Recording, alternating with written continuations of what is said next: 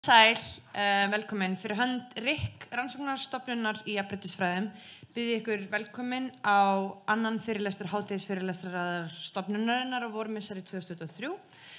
Þema raðarinnar af nýlenduvæðing og fyrirlestur dagsins ber heitið Hvítleikinn í íslenskri samtímalist. Ég heiti Nína Hjálmarsdóttir og lektor í sviðslistum við Listaháskóla Íslands og sviðslistarýnir. Og ég fer með fundarstjórn henni í dag. Fyrirlesari dagsins Æsa Sigurjónsdóttir, dósent í listfræði við Háskóla Íslands og sýningarstjóri. Hún hefur árabil rannsakað íslenska samtímalist, myndlistarsögu og stýrt listsýningum hérlendis og erlendis. Rannsóknir hennar á mótun þjóðernislegra sjálfsmynda í myndlist, tísku og sjónmenningu hafa birst í bókum, fræðiritum og ritrýndum tímaritsgreinum. Í fyrirlestrinum fjallar Æsa verk Bryndísar Björnsdóttur, Steinunnar Gunnlaugsdóttur, Ólafar Nordal, Magnúsar Sigurðarsonar og Ragnars Kjartanssonar.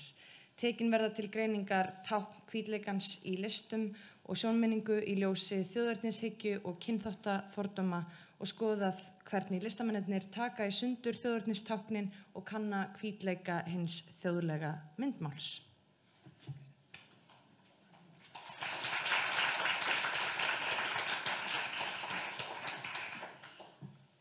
Já, takk fyrir og kærar þakkir fyrir að bjóða mér. Það mjög gaman að taka þátt í þessari áhugaverðu fyrirlestraröð og sérstaklega kannski á þessum degi í dag. Ég ætla sem sagt að ræða hvítleikahugtakið og fyrirlesturinn sem ég held hér, hann heitir Hvítleikinn í íslenskri samtímalist, hugleiðingar af nýlenduvæðingu og einnig mun ég aðeins minnast á eitthvað sem við getum kallað eða þýtt sem uppruna og ætterni eða afleiðslu og ætterni. Hvítleikahugtakið það hefur mjög sjaldan verið notað í myndlistagagnrýni á Íslandi þrátt fyrir að fræðimenn hafi nokkurt skeið beitt því til að afhjúpa kynþáttahyggju og karllægar staðalímyndir tungumáls og menningar. Hvítleikinn, hann varð hins vegar miðlægt hugtak í bandarískri menningarorðræðu og menningarumræðu á síðari hluta 20. aldarinnar og beindust rannsóknir að því að sýna fram á að vestræn þjóðfélög og menningarímyndir þeirra byggðust á rótgróinni rasískri hugmyndafræði. Skilgreiningar og litarhætti og mismunun svokallaðra kynþátta þeir eiga að sjálfsögðu rætur að rekja mun lengra aftur í tímann en sú saga verður ekki rakin hér. Mannfræðingurinn Kristín Loftsdóttir og margir sagnfræðingar hafa rekið í skrifum sínum hvernig rasísk hugmyndafræði birtist til dæmis í íslenskri menningarumfjöllun og eftir aldamótin 1900. En þá var íslenskum menntamönnum mikið í mun að staðsetja íslenska menningu innan hinnar siðmenntuðu Evrópu, langt frá þeim íbúum heimsins sem talað var á mjög niðrandi hátt og þeir oft nefndir villimenn, blámenn eða jafnvel skrælingjar. Og þetta nokkuð sem til dæmis Sverrir Jakobsson og fleiri hafa rætt. Sú umræða sótti sig veðrið í sjálfsmyndarbyggingu og þjóðernisorðræðu eins og við vitum. Því eins og fræðimenn hafa iðulega bent á, þá hefur verið litið á norræna menn sem einhvers konar fyrirmynd hvítleikans. Eða, og ég vísa hér í orð þeirra Lundström og Teitelbaum, to be white is to be Nordic is to be white. Nordics have long functioned as whiteness standard bearers in pseudo-scientific race typologies. Í þessum fyrirlestri þá sjáum við bregða fyrir ýmsum hugmyndum og hugtökum sem tengjast sakleysi, sérstöðu, menningalæsi, forréttindum, þjóðernishyggju og hvernig listamenn reyna að nálgast þessar táknmyndir og hugmyndir, benda á þær, gagnrýna þær, taka þær í sundur með því að beita aðferðum og tólum af nýlendu væðingarinnar. Hér skarast því einnig ákveðin krafa af nýlendu væðingu listasögunar því það skiptir máli hvernig sagan listina sögð og sýnd auðvitað og hvort sem það eða gerist í skólastofunni eða í safninu. Þetta atriði sem mér finnst mjög mikilvægt að ræða en ég kannski ekki beinlínis að halda fyrirlestur það núna. Það verður að bíða seinni tíma.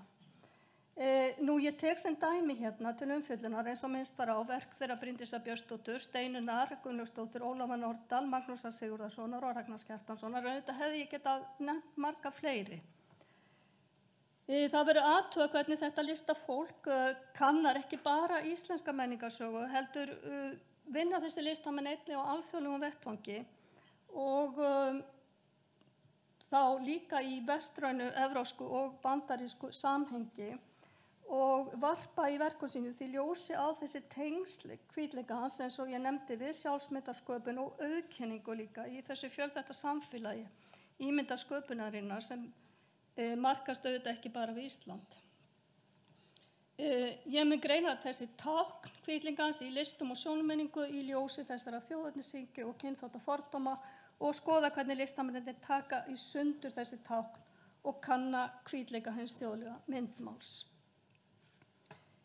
Þegar Ragnar Kjartansson þáði boð að opna með sýningu nýtt glæsilegt samtímalistasafn sem hefur verið nefnt VAK eða VAC Foundation, GES 2, menningarhús í Moskvu, sem raforku miðstöð sem endurgerð hefur verið af stjörnuarkitektunum Renzo Piano, þá kom fljótlega upp sú hugmynd að hann myndi endurgera vinsæla bandaríska sjónvarpsþætti sem heita Santa Barbara. Hann myndi skapa eins konar leikhúsverk eða lifandi skúlptúr, eins og hann kallar það, í þeim tilgangi að rannsaka menningarklisjur og í sambandi Rússlands og Bandaríkjanna. Á hverjum degi endurgerði hann ásamt það bil 80 leikurum og tæknimönnum þessa vinsælu sápuóperu 10. áratugurins fyrir framan safngesti sem gátu hort og upplifa samtímis bæði á framleiðsluferlið og afurðina. Nú þangað til Ragnar lokaði sýningunni í febrúar, held ég að hafi verið á síðastliðnu ári, vegna stríðsins í Úkraínu. Nú Ragnar lýsti gjörningnum sem lifandi skúlptúr sem hann vonaðist til að yrði eins konar sögumálverk, en hins vegar þá hefur það komið fram að þáverandi framkvæmdastjóri gerir ég ráð fyrir, tala reyndar verkið sem eins konar rannsókn á nýlundu áhrifum á þessu sambandi Rússlands og Sovétríkjanna og Bandaríkjanna. Nú fyrir rúmlega 100 árum, eða 1917, þá var öðrum íslensku listamanni, Einari Jónssyni myndhöggvara, boðið til Bandaríkjanna til að taka þátt í stóru alþjóðlegu verkefni að gera styttu í Fairmount skúlptúrgarðinum í Fíladelfíu. En garðurinn sem kallaður The International Sculpture Gardens at Fairmount Park talinn sá stærsti í heimi og þar má nú skoða það bil 200 listaverk. Verkefnið var því risavaxið á þeirra tíma mælikvarða, einhver fyrir óþekktan listamann. Til upprifjunar má nefna að Einar Jónsson telst til frumherjana, það að segja til þeirra listamanna sem sköpuðu íslenska myndlist snemma á 20. öld. Myndlistin sneri fyrst og fremst að styðja þjóðernis- og sjálfstæðisbaráttuna og koma á fót íslensku liststofnunum. En hann byggði safn yfir verk sín, safn Einars Jónssonar, sem stendur á Skólavörðuholtinu og hann gaf íslensku þjóðinni. Safnið opnaði einmitt á Jónsmessudag 23. júní árið 1923 og fyrsta listasafnið sem opnað var almenningi á Íslandi. Þetta var talsverð upphefð fyrir Einar og fyrir íslenska listamann að fá þetta stóra verkefni í Bandaríkjunum og hann flutti til Fíladelfíu ásamt konu sinni Önnu og þar dvöldu þau á meðan árin 1917 til 18 á meðan Einar lauk verkinu. Nú þema sem Einar skildi vinna með átti að tengjast landnámi austurstrandar Bandaríkjanna og minna á tilurð Bandaríkjanna sem sjálfstæðrar og lýðræðislegra þjóðar. Myndin sem Einar gerði, hún sýnir landkönnuðinn Þorfinn Karlsefni sem nam land á Vínlandi, eins og við vitum, samkvæmt því sem segir í Grænlendingasögu. En viðfangsefnið var í takt við kynþáttavæðingu norrænna manna, þar á meðal Íslendinga og innlimun þeirra inn í hina hvítu innflytjendasögu Bandaríkjanna. Eða eins og það var orðað þá meðal hinnar amerísku skandinavísku hreyfingar árið 1915, Scandinavian people are as a race closely related to the Anglo-Saxons and through these to the United States. En skömmu eftir aldamótin 1900 var einmitt kynnt undir fræðilegan áhuga á norræna menningu í Bandaríkjunum og víðar og mikilvægt þótti að koma norrænum innflytjendum í ákveðna forréttindastöðu í Bandaríkjunum sem hvítur evrópskur kynþáttur.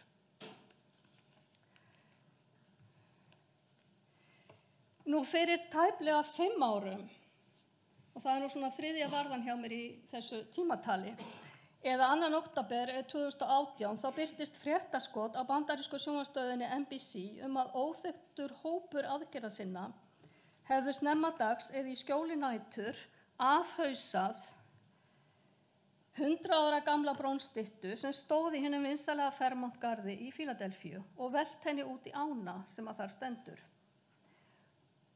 Úr þessu varð mikið fjölmiðlamál sem rataði einnig í íslenska fjölmiðla þau fréttu málið birtist bæði í Viðskiptablaðinu og í Vísi á sama degi. Styttan hún var engin smá smíði, 2,25 metrar á hæð, en til að losa hann af stallinu þurfti að nota kúbein sem fannst á staðnum eins og segir í fréttinni í Vísi. Þegar styttan var síðan hífð upp úr ánni kom í ljós að hausinn var brotinn af og fljótt sást að hér voru aktívistar á ferð. Þeir höfðu ákveðið að koma styttunni fyrir Katanef, ekki vegna þess að þeir var í nöp við Þorfinn Karlsefni, heldur fyrst og fremst vegna þess að styttan var orðin tákn hvítra þjóðernis sinna. Blaðamenn rifjuðu það upp að síðan 2007 þá hefur hvíti rasistahópurinn Keystone State Skinheads haldið árlega samkomur í Fairmount Park á svokölluðum degi Leifs Eiríkssonar sem 9. október og gert skúlptúrinn að Karlsefni að táknrænum fundarstað. Nú þegar aðgerðasinnar gegn kynþáttafordómum uppgötvuðu að hvítir öfgahópar hefðu kastað táknrænni eign sinni á styttuna, þá efndu þeir til mótmæla og afhausun Þorfinns var hluti af þeim aðgerðum. Nú þessi íkonoklasmi, eins og það er kallað í listasögunni eða listfræðunum eða myndbrot, er ekki nýja nálinni. En áður en Black Lives Matter hreyfingin eða Black Lives Matter aktivismin hófst í júlí 2013, en hann hófst einmitt til að mótmæla lögregluofbeldi og morðum á svörtum unglingum í Bandaríkjunum, þá voru myndbrot á þessu tagi kannski fyrst og fremst evrópskt og post-sovjeskt fyrirbæri. Alþekkt í Austur-Evrópu og í Eystrasaltslöndunum eins og við höfum kannski fengið fréttir af. Það gæti virst fjarstæðukennt að draga fall Þorfinns Karlsefnis inn í frásögn af íslenskri samtímalist, en niðurtaka eða fall styttna á undanförum árum er eitt af mikilvægustu verkfærum aðgerðasinna og mótmælenda til að lýsa andúð gegn feðraveldi, nýlendustefnu, kynþáttafordómum, ýmsum forréttindum hvítrar myndlistar, sérstaklega í almannarými. Þess vegna eru slíki gjörningar mikilvægur þáttur þeirra nýlenduvæðingar sem nú á sér stað í listheiminum. Slíkar aðgerðir eru yfirleitt framkvæmdar bjartan dag, oftast í því skyni að senda bein skilaboð til almennings í gegnum samfélagsmiðla eða aðra Instagram og aðra tengda miðla. Árásir á svokallaða ættfeður og nýlendu sögulegar persónur eru einfaldlega hluti af uppgjöri við sögulega arfleið yfiráða og kúgunar. Í flestum tilfellum miðar aktivistinn ekki á listamannin sem slíkan, heldur er gagnrýninni beint að liststofnuninni og beitingu stjórnvalda og pólitísku og menningarlegu samhengi orðræði sem býr í opinberum frásögnum og heimildum. Það er því beint pólitískt og frásagnarlegt samhengi á milli aðgerðarinnar í Fairmount Park og gjörningi þeirra Bryndísar og Steinunnar Gunnlaugsdóttur vorið 2022 þegar það námu á brott litla bronsstyttu sem stóð á fæðingarstað Guðríðar Þorbjarnardóttur og þið sjáu hérna glærunni til vinstri við Laugarbekku á Snæfellsnesi. Styttan hún hafði verið afhjúpuð árið 2000 af forseta Íslands, Ólafi Ragnar Grímssyni, ekki eingöngu til að minnast hinnar einstöku landnámskonu. Heldur var þess einnig minnst að 1000 ár voru liðin frá fæðingu sonar þeirra, hennar og Þorfinns Karlsefnis. Sonar þeirra Snorra sem oft er nefndur fyrsta hvíta barnið sem fæðist í Norður Ameríku. Nú afsteypan hún var gerð og afsteypan sem þar numu á brott í rauninni, það var í rauninni þessi, Hún var gerð eftir verki Ásmundar Sveinssonar og titill þeirra verks var Fyrsta hvíta móðirin í Ameríku sem hann vann 1939 fyrir heimssýninguna í New York. Í fyrsta skipti heimssýningi í New York 39 var mjög mikilvæg vegna þess að það var í rauninni fyrsta skipti sem að Íslendingar fengu að byggja stóran sýningarskála á eigin forsendum vegna þess að þeir höfðu verið þáttakendur í öðrum heimssýningum alltaf sem hjálenda eða nýlenda Dana og verið þá sem sagt bara inni í skála Danmerkur. Þannig að það var mikið lagt í þessa skipulagninguna á þessari sýningu. Nú ef við horfum á styttuna sem að þið sjáu hluta af henni þarna til hægri, þá birtist landkönnuðurinn Guðríður standandi í stafni með soninn Snorra á öxl. Guðríður hér tákgerð sem kvenhetja eða fyrsti kvenvíkingurinn hugsanlega til að sigla til Grænlands og Ameríku. En það ekki þessi frásaga Guðríði sem við þekkjum, meðal annars úr okkar eigin menningararfi, sem truflar hér. Heldur það opinbera samhengið og það akkurat þetta sem að það Bryndís og Steinunn voru að nefna í þessu miklu fjaðrafóki sem að varð í kringum þennan gjörning þeirra og þið kannski munið eftir. Það sem sagt þetta opinbera samhengi, það titill verksins og í titlinum birtist þessi rasíska orðræða ákveðin opinber söguskoðun sem kynnt var undir í Bandaríkjunum og á Íslandi á þessum árum í kringum 1939 og þetta hefur verið gert margoft síðan. Tilgangur þeirra listakvennanna eða listafólksins, Steinunnar og Bryndísar, var að fletta ofan af þessu rasíska tungutaki og minna á rótgróðu feðraveldi stofnanavetrar orðræðu. Það má einnig segja að gjörningurinn hafi opnað hér á landi ákveðna umræðu mikilvægi þess að afnýlenduvæða listina og jafnvel listasöguna. Það spyrja hvaða hagsmuni það þjóni að ramma inn ferðir Guðríðar á þennan hátt og lýsa henni sem þessari herferð sem vandræðalegri og til marks minnimáttakennd smáríkis.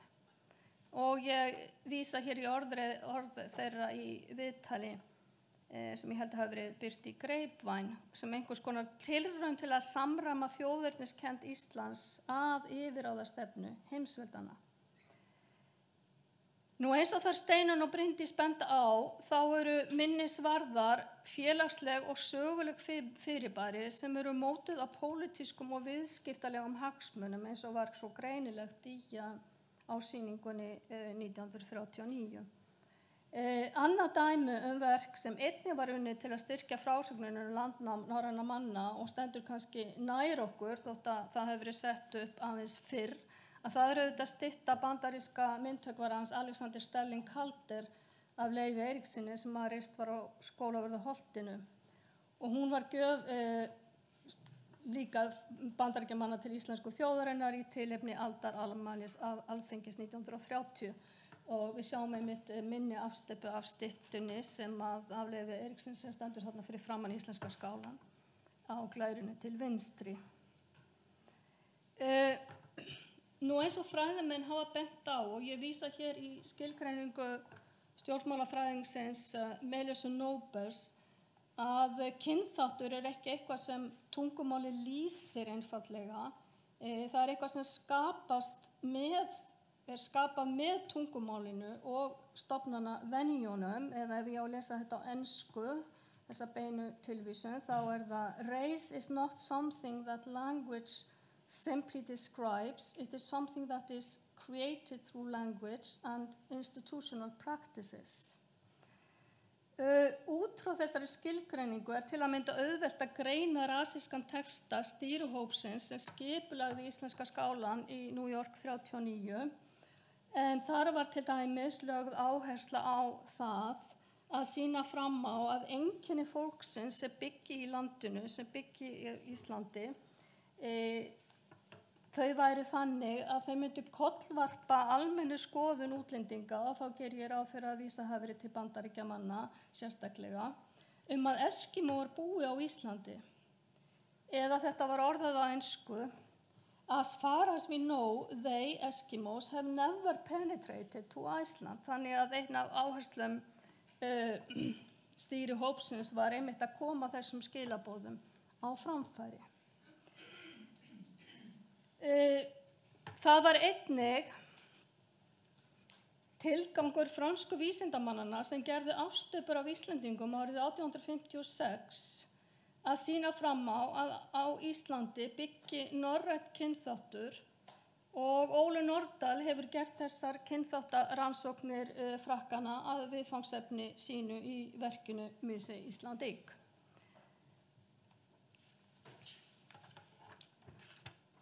Þar dregur Ólöf fram í dagsljósið kynþáttaorðræðu líkamsmannfræðinnar, en einnig kynjaða orðræðu, mismunun og stéttaskiptingu sem birtist í afsteypunum sem hún ljósmyndaði. En allar afsteypurnar sem hún myndaði eru varðveittar á Mannfræðisafninu í París. Þessar myndir þar sýna auglit, eða það sem ég myndi vilja kalla auglit geis franska nýlendu veldisins á líkama þeirra Íslendinga sem að rannsakendurnir afhjúpuðu og afklæddu, eins og þið sjáið, í þessum svokallaða þekkingar- og vísindaleiðangri til norðurslóða. Óli hefur einnig rannsakað mikilvægi hvítleikans í sjálfsmyndaruppbyggingu Íslendinga. Hún kynntist endurlendu fræðunum á námsárum sínum í Yale háskólanum í Bandaríkjunum, en þar tók hún til við að vinna verk sem byggðu á þjóðlegum táknmyndum. Hún sótti innblástur í íslenskar þjóðsögur til að skapa táknræn hugmyndaverk sem snerust að krufningu á hennar eigin sjálfsmynd. Ástæðuna rekur Ólöf meðal annars til þverstæðukenndrar stöðu sinnar. Hún tilheyrði forréttindahópi sem unghvít evrópsk norræn íslensk kona í námi í einum virtasta háskóla Bandaríkjanna, en heimsmynd hennar og tungumál áttu uppruna í fjarlægri norrænni menningu sem var samnemendum hennar framandi. Hún gerði sér fulla grein fyrir forréttindastöðu sinni og hefur rætt hann á opinskáan hátt í verkum sínum. En hún lýsir einnig reynslu sinni sem eins konar þýðingarvanda á milli menningarheima. Hún lýsir sakleysi sínu og þeirri stöðu að þurfa stöðugt að þýða sín eigin menningartákn og merkingu þeirra. Þessar aðstæður mætti segja, eða þetta er allavega mín túlkun, að þær hafa opnað henni ákveðna leið til þessara sjálfskoðunar og svona skilnings á þessari hvítleika orðræðu sem þá var í gangi í Bandaríkjunum, og gáfu henni þá vissa hæfni til að horfa á heimalandið úr fjarlægð á gagnrýnin, en jafnframt á talsvert írónískan hátt. En það er ekki beinlínis auðvelt, eða það var ekki beinlínis auðvelt að setja fram gagnrýni á viðtekna opinbera hugmyndafræði fram í safnarýminu aldamótin 2000, eða rétt fyrir aldamótin 2000. Ólöf valdi því mjög kunnulegt tákn sem flestir þekkja. Hvíti liturinn birtist til að mynda í einkasýningu hennar Sjálfsmynd í Gerðubergi árið 1994, en verkin á sýningunni voru öll hvít og vísuðu til þekktra íslenskra sameiningatákna í bókmenntum, myndlist og skáldskap. Þar mátti sjá teikningar Ólafar af fossi og hver, ég er nú ekki með myndir af þeim verkum hér, ásamt 4 hvítum postulínsstyttum sem Ólöf kallaði hringhvíta móðir og tákna Ásynju, Madonnu, Álfkonu og Fjallkonu. Nafnið á styttunum vísaði jafnframt í fræga ljóðlínu Jónasar Hallgrímssonar, Ísland farsælda frón og hagsælda hrímhvíta móðir. Sýningin var jafnframt sjónræn úrvinnsla listamannsins af staðbundnum táknum, eins og ég nefndi áðan. Það er að segja skilgreining á því íslensku lega sem eins konar samsettu orðræðubúnti, þar sem fléttaði saman myndmáli og tungumáli. Sjónrænum vísunum sem tengdust rannsóknum hennar á þessum menningarlegu uppruna en einnig gagnrýni á þeirri orðræðu og þeirri ímyndasmíði sem hún hafði alist upp við eins og hún hefur oft rætt. Í þessum verkum þá birtist þetta tvíræða eða tvítengda sjónarhorn sem allt í senn mætti túlka sem upphafningu á íslenskri menningu en leið ákveðna afbyggingu á þessum alþýðlegu menningartáknum. Þannig sýndi listamaðurinn eða listakonan hvernig menningararfur mótast sem rökstuðningur upprunaleika þjóðmenningar innan stofnana hennar. Með því að beina sjónum að eigin menningaruppruna þá vakti Ólöf máls á spurningunni hvítleikann í stærra hugmyndafræðilegu samhengi og þeirri stöðu að vera alin upp innan þjóðmenningar sem væri opinberlega heilt sem upprunaleg, tær og hrein. Til að gagnrýna nánar þennan ósýnilega blinda hvítleika íslenskra þjóðmenningar, það menningar ástand sem lítur á hvítleika sem óumdeilt viðmið, þá leitaði hún líka einmitt af þessu staðbundna formi sem hægt var að túlka á eða hafði þessa ýmsu túlkuna möguleika. Fuglar og önnur dýr hafa auðvitað í verkum hennar í þetta yfirbragð þjóðartáknsins. Á sýningunni Hvítir hrafnar í Nýlistasafninu 1996 að þá kom Ólöf mörgum á óvart með þessum hvítu afsteypum sem myndu á fagurfræði íslenskra þjóðmenningar 4. áratugarins. Í hvítum sýningarsalnum þá blöstu hvítar dýramyndir gerðar úr mjallahvítu gifsi. Fremst fóru 4 hvítir hrafnar á svörtum stálgrindastöplum, síðan brjóstmyndir af rjúpu og fálka og andlitsmyndir af hvítabirni og ref. Fuglar og önnur dýr sem þarna birtust á táknrænan hátt áttu það sameiginlegt að hafa með einhverjum hætti verið einkennisdýr Íslands og eiga sér auk þess fastan sess í íslenskri alþýðumenningu og þjóðtrú sem birtingarform ákveðna eiginleika og fyrirboða. Sýningin Hvítir hrafnar myndi einnig á að erfitt getur reynst að vinda ofan af nánu samhengi fagurfræði og fortíðar. Ólöf var þá nýflutt heim eins og ég myndist á og rannsóknarmiðuð vinna hennar var nýstárleg í íslensku samhengi. Gagnrýnendur sem þá skrifuðu sýninguna virðast ekki hafa komið auga á þessa afstöðu hennar en lásu auðveldlega staðbundna merkingu og tengdu jafnvel við fuglastyttur Guðmundur frá Miðdal sem flestir þekkja og eru einmitt svo gott dæmi svokallaða staðfærslu þjóðernis hugmyndana þar sem alþjóðleg hugmyndafræði tekur á sig mjög staðbundna mynd. Afstöpur Ólafar á sömu dýrum eru á hinn bóginn dæmi ákveðna framandgervingu af sama fyrirbæri. Þannig vann Ólaf samkvæmt þeirri grundvallar hugmynd að í samtíma sé hlutverk listamannsins að spyrja svolítið óþægilegra eða ansi óþægilegra spurninga eins og þær gerðu líka Steinunn og Bryndís og fjalla álitamál sem efst á baugi. Þessi aðferð minnir á þá staðreynd að hlutverk samtímalista ekki eingöngu bundin fagurfræðilegum markmiðum heldur þekkingafræðilegu rannsóknarferli og orðræðusamhengi. Var Ólöf að minna á íslensk þjóðmenning sem enn styrkir tákn sín með vísunum í sögur landvætti og norræna víkinga byggist í raun á fagurfræði sem var upphaflega mótuð í þeim tilgangi að skapa þjóðmenning á pólitískum forsendum.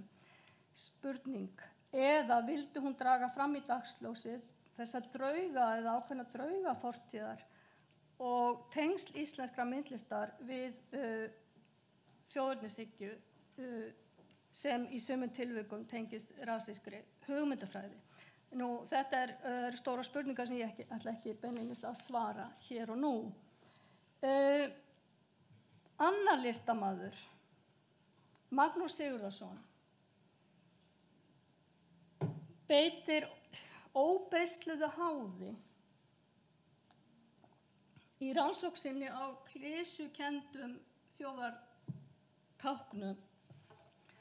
Þetta gerir Magnús bæði í sviðsettum ljósmyndum eins og þeirri sem við sjáum hér en einnig í ýmsum gjörningum þar sem að uppblásin eftirlíking eða uppblásnar eftirlíkingar af háhyrningnum Keikó eru í aðalhlutverki. Til upprifjunar, það er kannski margir búin að gleyma þessu fyrirbæri Keikó, að það má nefna að háhyrningurinn Keikó var fangaður árið 1979 og honum var komið fyrir sædýrasafninu í Hafnarfirði. Keikó var síðan seldur til skemmtigarðsins í Maryland í Ontario í Kanada og þar var hann þjálfaður upp til að skemmta fólki.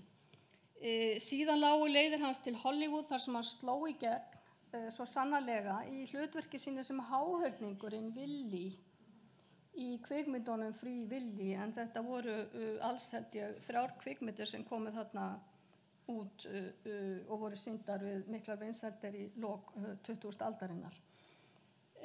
Nú eftir að hafa búið við mjög slæman aðbúnað í sædýrasafni í Mexíkó þá var hann fluttur til Oregon í Bandaríkjunum þar sem hann skemmti aftur gestum þangað til að hann sneri heim til Íslands eftir 20 ára feril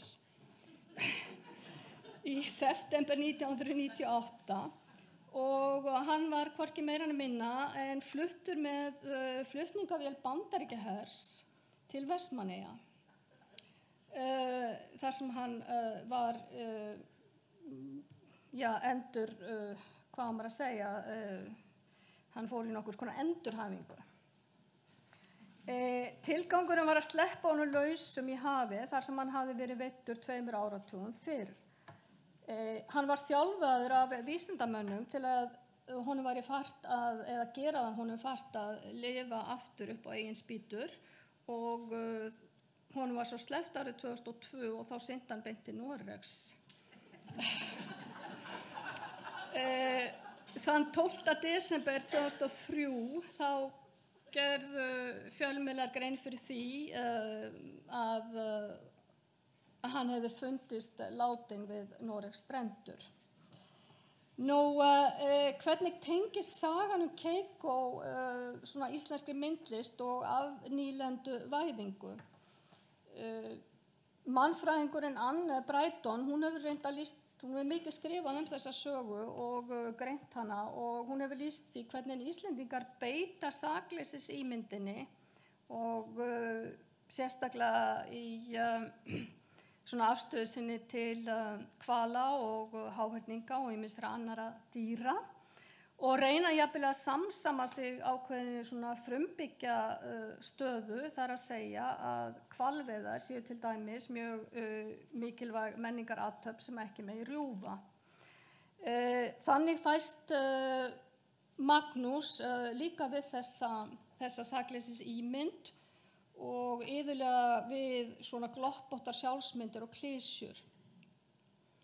Í ljósmyndaverkinu sem við sjáum hér og eitt úr röð svona sjálfsmyndarverka sem hann gerði í Bandaríkjunum í lok 20. aldarinnar, þá situr hann sem sagt nakinn í svona mjög kvenlegri hafmeyjastellingu á þessari uppblásnu plastínu sem minnir á einhvers konar hvalfisk og blá augu listamannsins, rautt andlitið og hvít húðin kallast á við bleika, bláa og hvíta liti í plastbúk dýrsins sem flýtur á spegilsléttu vatni.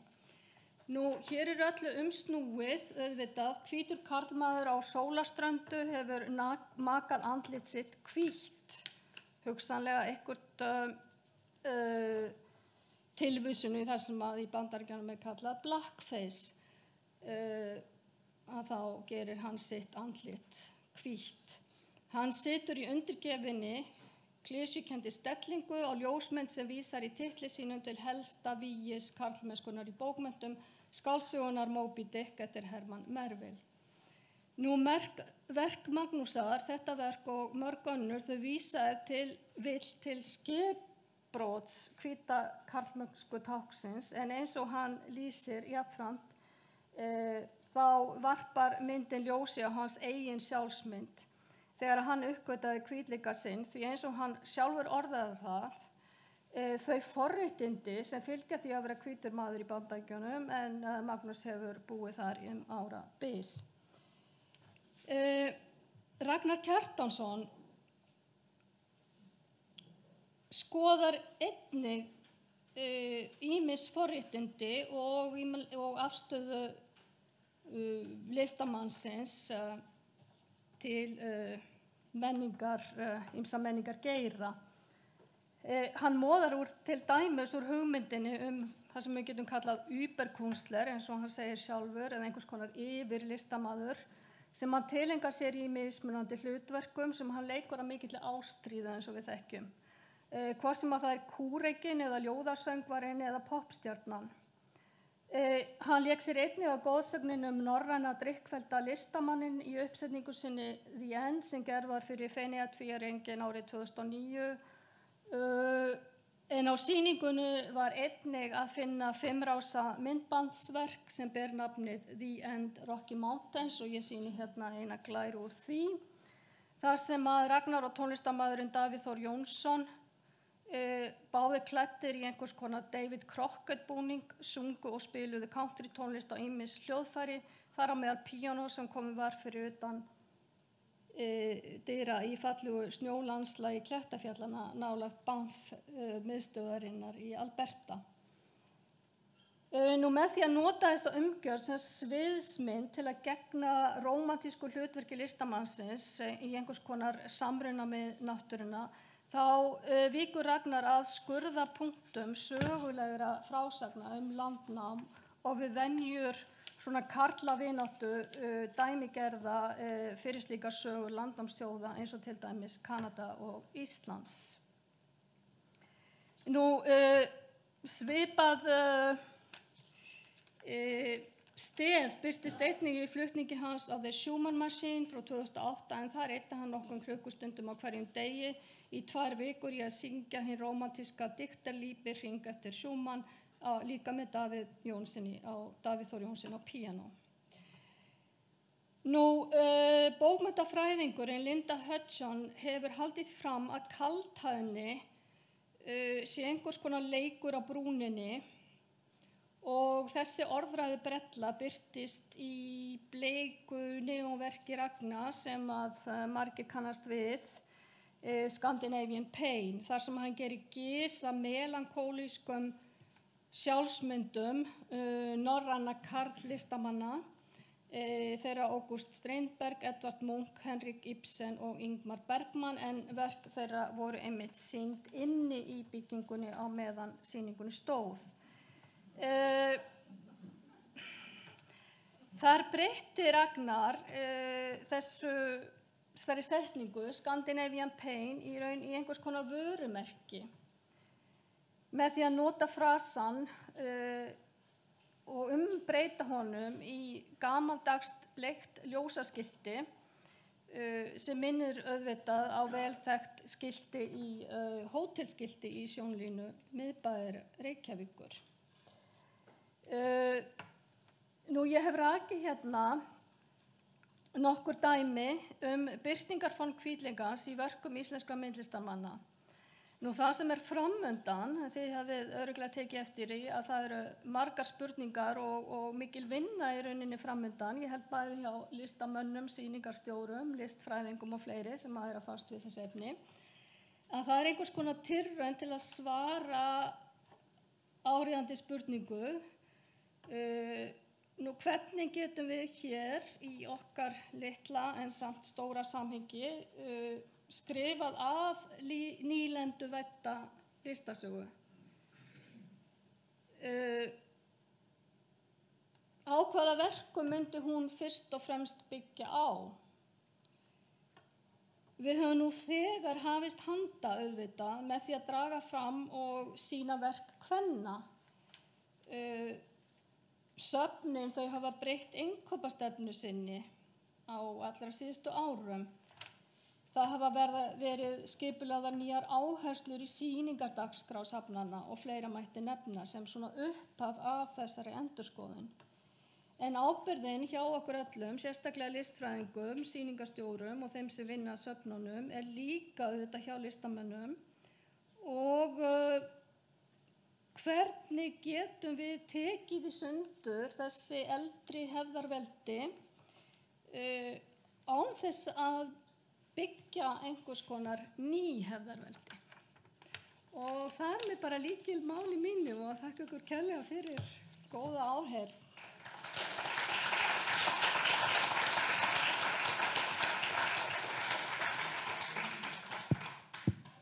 Takk fyrir.